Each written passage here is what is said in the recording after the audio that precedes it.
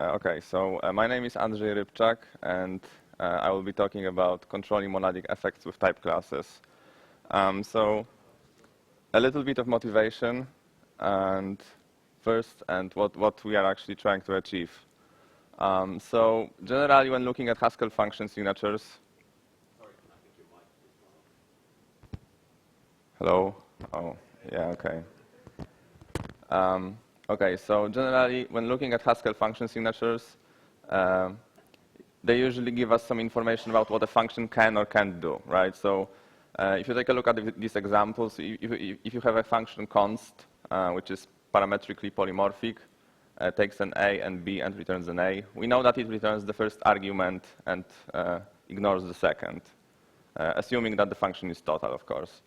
And the next example, we have a monomorphic function this time, and that takes an int, returns an int, and we don't know exactly what it does, but we know that it can't do any I/O, right? Because there is no I/O, it's not in I/O monad. So these functions are nice, they are pure. But what happens when we enter the world of I/O monad, right? Things start to complicate. If you look at the function handler that takes a request and returns an I/O action that, when executed in the I/O monad, returns the response, then we don't know at all what this function can't do just from looking at its signature, right? It can't do anything because it works in I/O monad. I/O monad is very powerful. You can do anything there. But we would like to be able to see what the function can do, because that gives us a lot of control back over the code. So the question is, can we actually achieve that? So let's take a look at a real-world example, right? Let's say that we are trying to develop an SQL database library. And the core of this library, of course, will be a function that executes a query, right? We have a run SQL function, takes a connection, takes a SQL query, and it works and executes this query. And because it has to access the database, it needs to sit in the I/O monad. It is an I/O action. So we want to end up in a situation where this function, so first of all, it does not enforce usage of I/O or monad I/O constraint on its callers. And second of all, it seamlessly integrates with existing monadic code. So these are the two properties that we need to have for this approach to be practical. So how do we do that? Well, it turns out that we can do that. And the answer is threefold. So first of all, we define a type class that captures the functionality needed to implement database operations. So in this case, we have only one function, run SQL. So we define a type class called monadDB, and we put this function into the definition of the type class. And we also make the monadDB include the monad M constraint for this to be convenient. So we don't have to include also monad constraint, since monadDB will always be, if M is monadDB, then M will also be a monad. And then we provide a primitive version of the functions captured by the type class. So this run SQL I/O function is the same function that was here. It's just renamed, right? We put I/O suffix to the name to distinguish it from the function that we put in the type class. And as the last step, we define associated monad transformer that implements an instance of monadDB using primitive version of the functions, right? So we have a standard definition of a monad transformer that is just a new type wrapper over reader T connection. We have a runner function run dbt, and an instance of monadDB for dbtm, right? And the implementation of the instance is pretty straightforward. We just retrieve the connection object from the environment, from reader T environment, and we pass it to run SQL I/O function. And note that the crucial thing to note is that the monad I/O constraint is actually it's actually included in the instance definition, not in the class definition. So class itself doesn't pull monad I/O constraint, only the instance does.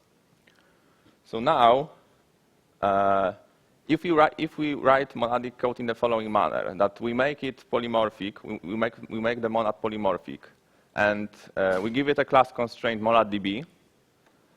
So if you take a look at the function doThings, right? What can doThings do? It can, since the monad we work in is polymorphic and it only has the class constraint of monaddb, we can run SQL, because run SQL is included in the monaddb definition, and monaddb includes monad instance. It pulls in monad instance, so we also can do standard monadic things like binds, returns, and fails. And that's it. We can't do anything else. So we statically know that doThings can only interact with the database. It cannot print the standard output. You can't do put string ln. You can't read files. You can't do anything else. Just run SQL. So this approach actually satisfies the properties that we wanted. First of all, it restricts usage of I/O operations, since usage of run SQL requires only monaddb constraint, and in particular, it doesn't need monad I/O, as I already mentioned. And second of all, it easily integrates with existing monadic code, since run SQL can be run in any monad that implements monaddb instance, right? So if you have a monadic code in your application, then you are usually working with some sort of monadic stack. So then you can put this dbt transformer on top of it, and you get monaddb instance for free.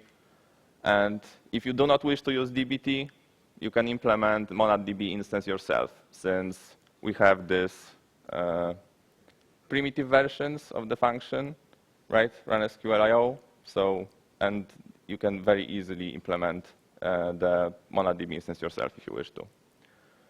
So, in addition, as written code is polymorphic in a monad, we can, first of all, we can swap concrete implementations between production and testing environments.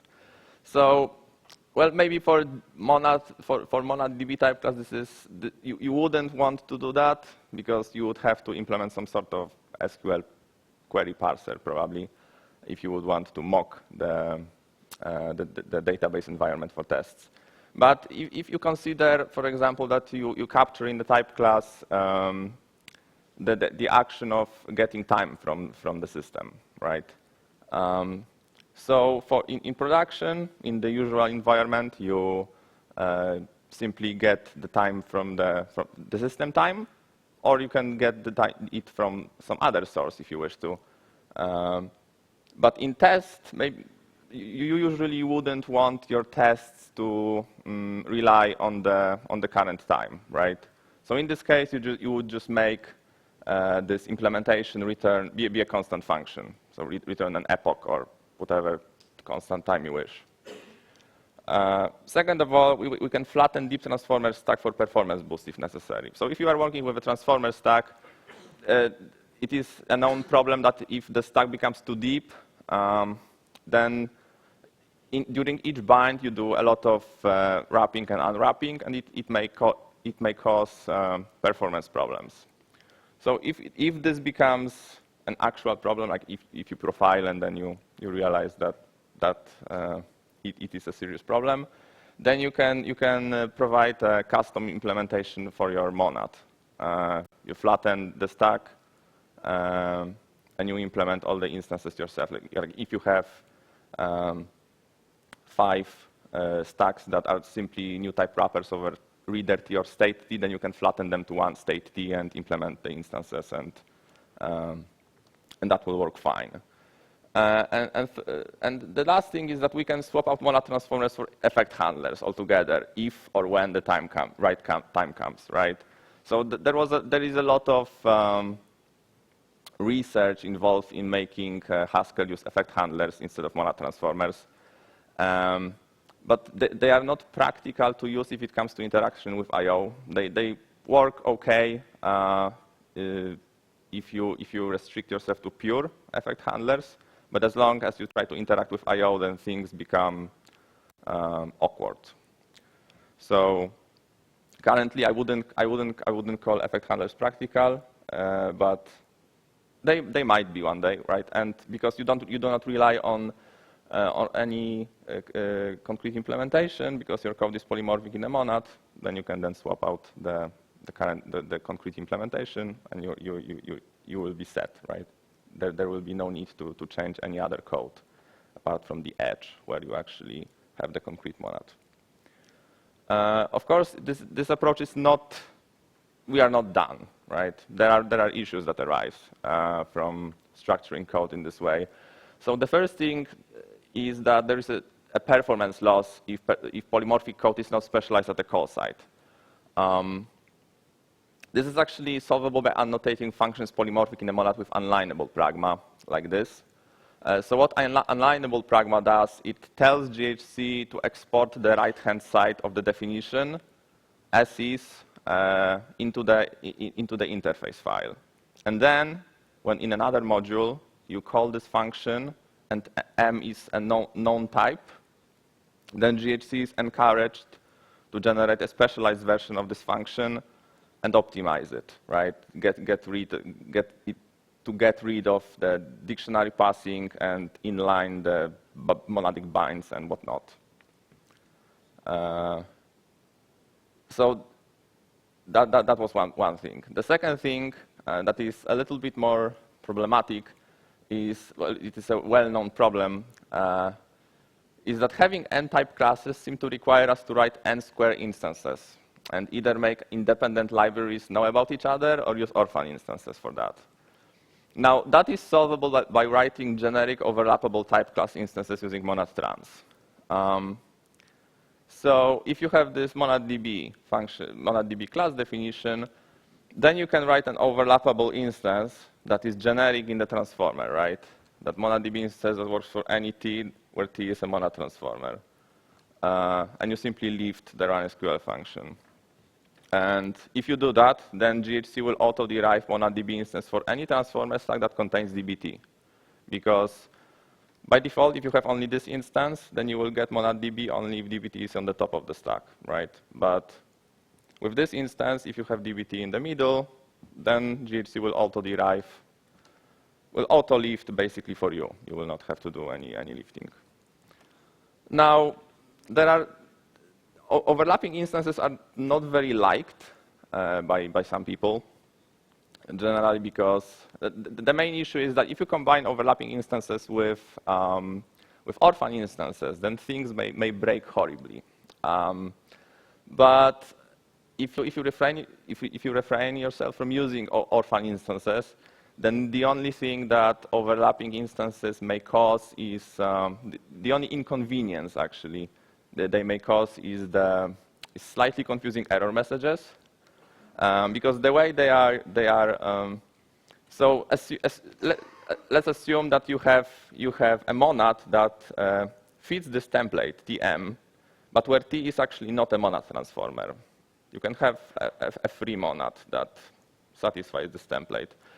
Then if you try to use monadDB specific functions, then GHC will, and there is no other instance of DBT for this specific monad. Then GHC will try to will match this instance. It will try to search for this constraint on the left-hand side of the arrow, and then it will see that there is no monad trans instance for T, right? Because T is not a monad transformer, and it will complain that there is no monad trans instance for T, which may be confusing if you don't know that this behavior and you see it for the first time. That why does it want T to be monad transformer, to have monad trans type class when it's not, right? But yeah, as I said, this is only a slight inconvenience. If you know about this behavior, it's not that big of a deal. So that's for a very simple monad. So admittedly, monadDB class is quite simple, right? It has only one function. So what happens if the class definition is a bit more complicated?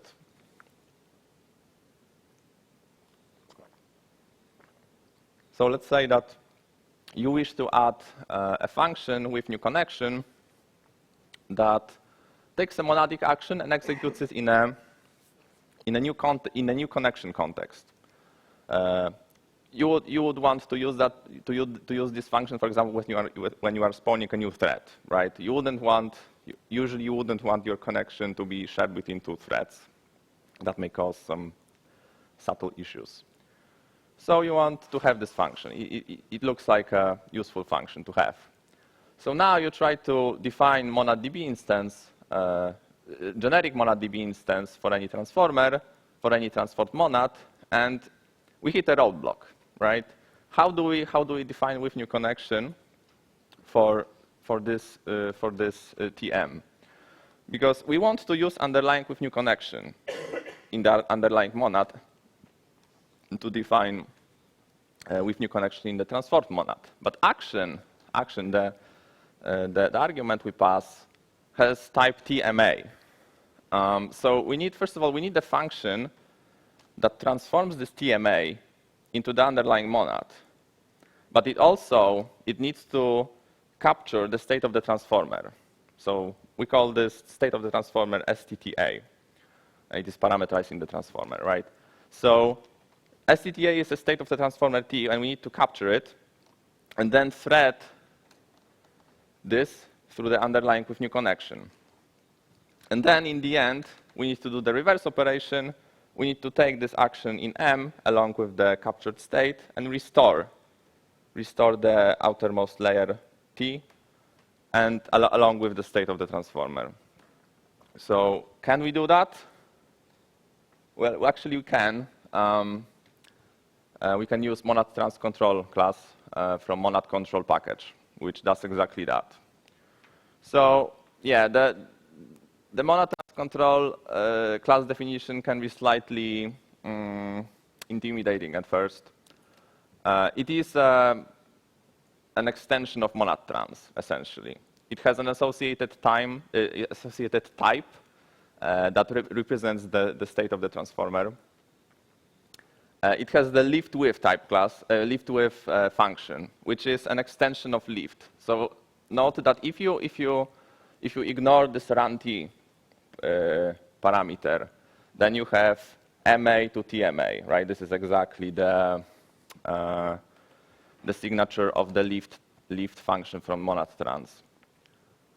And this runt, right? It does exactly what we want. It takes the action in the transformed monad, maps it onto the underlying monad, and captures the state of the transformer. And restore T does the opposite.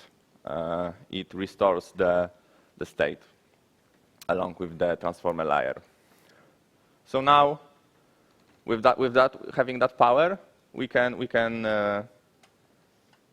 write the MonadDB instance for the generic MonadDB instance. So with new connection, we use lift with to get into the underlying monad. We use with new connection with underlying monad. We use run to get from the transformed monad to the underlying monad. We thread it through with new connection, and then in the end we restore the context with the state, with the captured transformer state. And instances of monad trans control are easy to define for wrappers over standard transformers. Monad control package has a few utility functions, so it's very simple to do that. I mean, you just there is one function that you just call, and that's it. So this was for with new connection, right? Which is also pretty simple, right? It's MA to MA. So how powerful actually is monad trans control? So let's take a look at a slightly different example. So let's say that we have a key value store in a monadic context, and we capture the behavior by monad store type class, right? And we have an update operation that lets us update a value associated with a key in a monadic context, right? And we return the new value along with some other result type that is then passed outside. And it turns out that we actually can't write a generic instance for monad store TM in this form, because if we try to do that, then the update in the transport monad, so this function will have a signature maybe v to tm maybe vr, right? But what if t is if tm is short-circuiting monad, like for example maybe t? Then this action may not actually return any value. It may return, well, if it's short-circuited, it will not return any value. But the update in the underlying monad always need to receive maybe v. So we can't define a generic instance for monad store tm in this form. But we can generalize the definition of monad store to make it possible. So we can make a small continuation passing style transformation.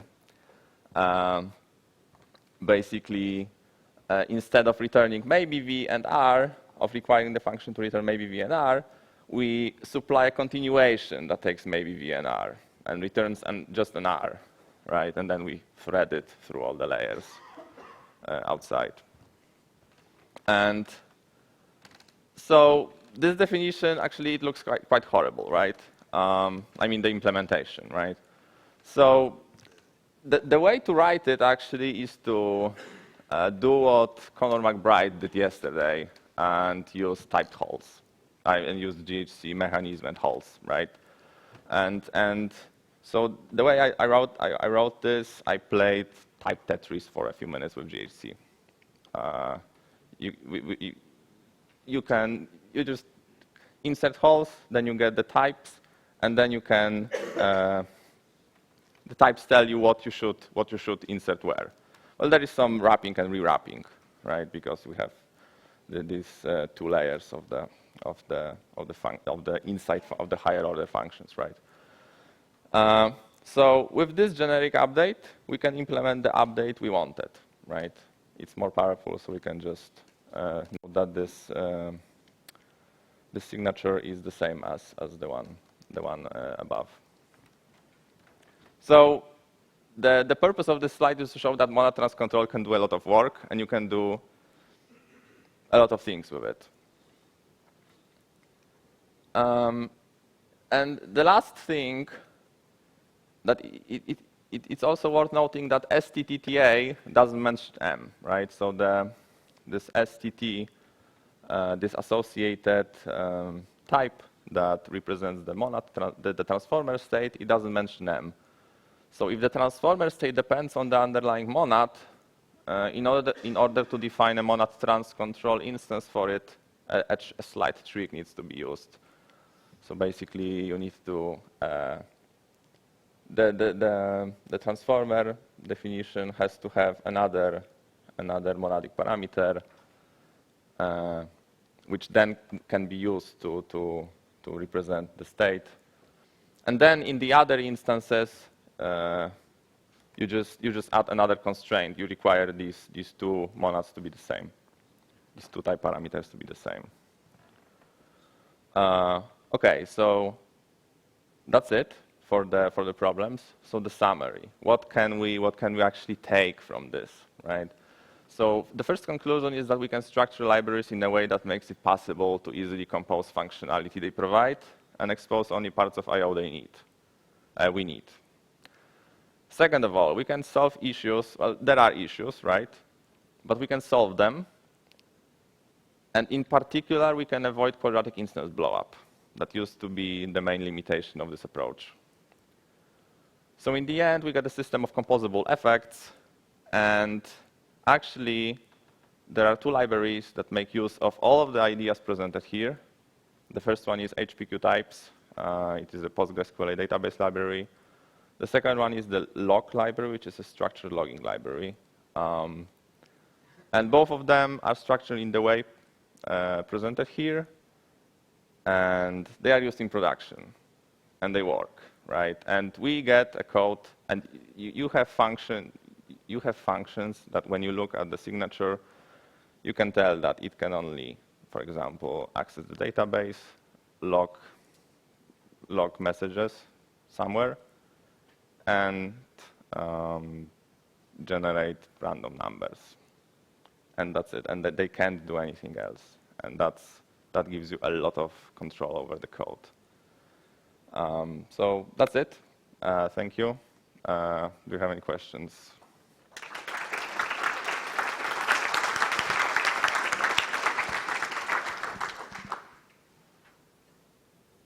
Questions?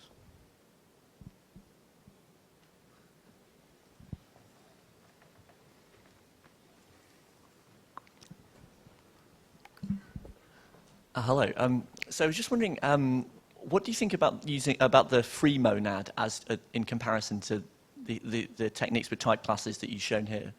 Right. So you see that when you have this this MonadDB class, it doesn't care about the concrete implementation, right? So the concrete implementation can actually be a free monad. So if you need an access to the STT, then you can use free monads, right? If you don't, then you can use the actual implementation that just executes. But if you want to have a concrete implementation that is a free monad, that's totally possible. You can do that. These approaches are independent. So you also find free monads a useful thing that you use in your code, do you? I don't use so as I said, so if you need an access to STT, then you use free monad. If you don't need access to STT, then I wouldn't use them because I don't see the point. Thanks.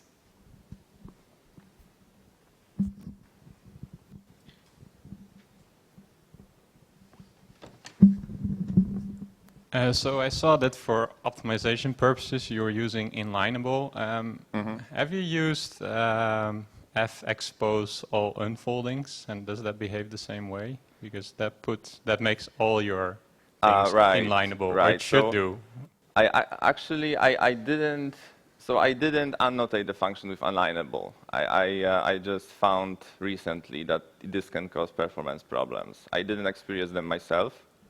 But I know of this expose all unfoldings function, but it can also. So I don't know about how this changes performance. I didn't try it, and also it might possibly expose too much if this actually affects performance, right? For example, because if you have functions that are polymorphic but are not polymorphic in the monad, then maybe you wouldn't want, maybe this wouldn't matter. The performance implications wouldn't matter for them, right? Yeah. Okay.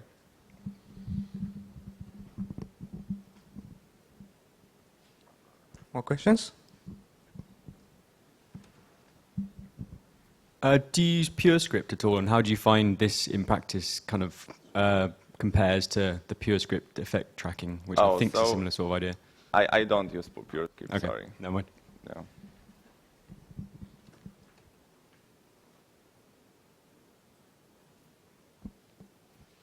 Okay, if there are no questions. Oh, sorry.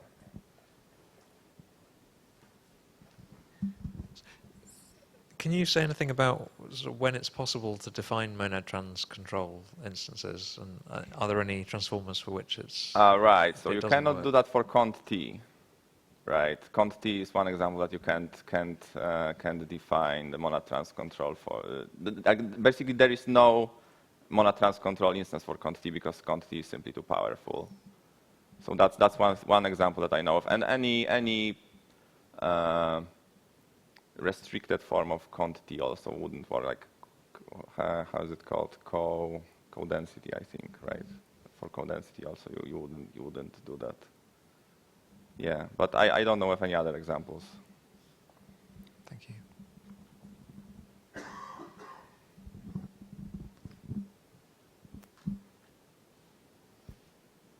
Okay, so thank you. Thank you.